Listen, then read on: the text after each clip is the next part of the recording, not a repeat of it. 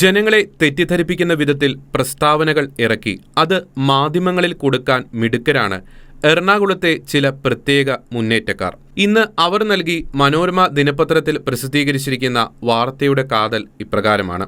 മാർപ്പാപ്പ നിർദ്ദേശിച്ചിട്ടും zero Malabar synod നടപ്പിൽ വരുത്തിയ പുതിയ കുർബാനക്രമം തങ്ങൾ അനുസരിക്കാത്തതിന് കാരണം മാർപ്പാപ്പയുടെ ദൈവശാസ്ത്ര അരൂപിയെ തള്ളിപ്പറയുന്നതാണ് അൾത്താരാഭിമുഖ കുർബാന എന്നതാണത്രേ. ഈ പറയുന്നതിലെ വാസ്തവം എന്താണെന്ന് നോക്കാം.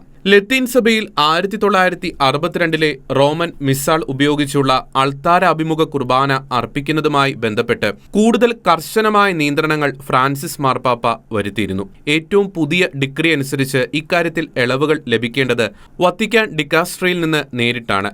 ലത്തീൻ റീത്തിന് മാത്രം ബാധകമായ ഉത്തരവുകൾ സീറോ മലബാർ സഭയിലെ എറണാകുളം അങ്കമാലി അതിരൂപതയിൽ നിലനിൽക്കുന്ന തർക്കവുമായി കൂട്ടിക്കുഴച്ച് തെറ്റിദ്ധാരണ പരത്തുന്ന രീതിയിൽ വാർത്ത പ്രചരിപ്പിക്കുകയാണ് ഒരു വിഭാഗം. ഫ്രാൻസിസ് മാർപ്പാപ്പ 2022 മാർച്ച് 25 എറണാകുളം അങ്കമാലി അതിരൂപതയിലെ വിശ്വാസി സമൂഹത്തിന് എഴുതിയ കത്ത് വായിക്കുന്നവർക്ക് പാപ്പയുടെ സീറോ മലബാർ സഭാ സിനഡിന്റെ ഏകീകൃത കുർബാന അർപ്പണവുമായി ബന്ധപ്പെട്ട തീരുമാനത്തോടുള്ള പാപ്പയുടെ നിലപാട് കൃത്യവും വ്യക്തവുമായി തന്നെ മനസ്സിലാക്കാൻ കഴിയും. അതിനു പകരം ഈ വിഷയവുമായി യാതൊരു ബന്ധവുമില്ലാത്ത മാർപ്പാപ്പയുടെ ഉത്തരവുകളെ തങ്ങൾക്ക് അനുകൂലമെന്ന് വരുത്തി തീർക്കാൻ പെടാപ്പാട് പെടുകയാണ് ഒരു കൂട്ടർ. പാപ്പയുടെ 2022 മാർച്ച് 25 കത്തിലെ പ്രസക്ത ഭാഗങ്ങൾ ഇതാണ്.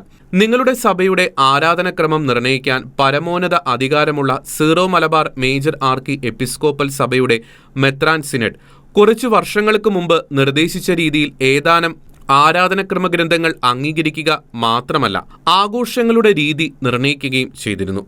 നിങ്ങളുടെ സഭയുടെ വൈവിധ്യമുള്ള പശ്ചാത്തലങ്ങളുമായി ബന്ധപ്പെട്ട ഭിന്നങ്ങളായ പാരമ്പര്യങ്ങളെക്കുറിച്ച് പൂർണ്ണ അവബോധത്തോടെ അവരവരുടെ ആരാധനാ രീതികളിൽ നിന്ന് ഒരു ചുവട് പിന്നോട്ട് വയ്ക്കാനും അങ്ങനെ കൂട്ടായ്മയുടെ അടയാളം പ്രകടമാക്കാനും കൂടുതൽ മഹത്തരമായ സ്നേഹത്തിനും സാക്ഷ്യത്തിനും വേണ്ടി ഇതിൽ ഉൾപ്പെട്ട എല്ലാവരും അവരുടെ സ്വന്തമായ ചില പ്രത്യേകതകൾ ത്യാഗം ചെയ്യാനും നിർദ്ദേശിക്കപ്പെട്ടിരുന്നു.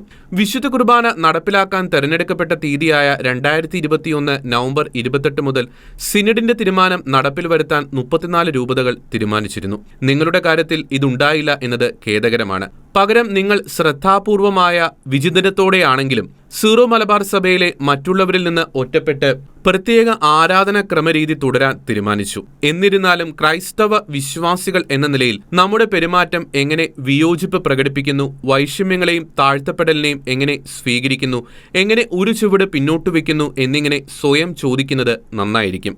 ഇത് കർത്താവിലേക്ക് നോക്കി അവിടുത്തെ ഉത്കണ്ഠയിലും പീഡാസഹനത്തിലും തുടങ്ങി അവിടുത്തോടൊപ്പം പെസഹാ രഹസ്യം ഒരുമിച്ച് അനുഭവിക്കാനും ആഘോഷിക്കാനുമുള്ള സന്നദ്ധതയോടെയാകണം. അല്ലാതെ വിജയത്തിന്റെയോ പരാജയത്തിന്റെയോ അഥവാ ഒരു ഗ്രൂപ്പിനെതിരെ മറ്റൊന്ന് എന്ന മാനുഷിക മാനദണ്ഡത്തിനോ അനുസൃതമായിട്ടാകരുത്. അതിനാൽ സിനഡ് നിശ്ചയിച്ച പ്രകാരം വിശുദ്ധ കുർബാന ആഘോഷത്തിന്റെ രൂപം എങ്ങനെയാകണമെന്ന സിനഡിന്റെ തീരുമാനം 2022 ഈസ്റ്ററിന് മുമ്പായി താമസവിന നടപ്പാക്കാൻ പിതൃനിർവിശേഷ്യമായി ഉദ്ബോധിപ്പിച്ചുകൊണ്ട് ഞാൻ നിങ്ങൾക്ക് എഴുതുന്നു. വൈഷമ്യം നിറഞ്ഞതും വേദനാജനകവുമായ ഒരു ചുവട് വയ്ക്കാൻ ഞാൻ നിങ്ങളോട് ആവശ്യപ്പെടുകയാണ് എന്ന് ഞാൻ തിരിച്ചറിയുന്നു.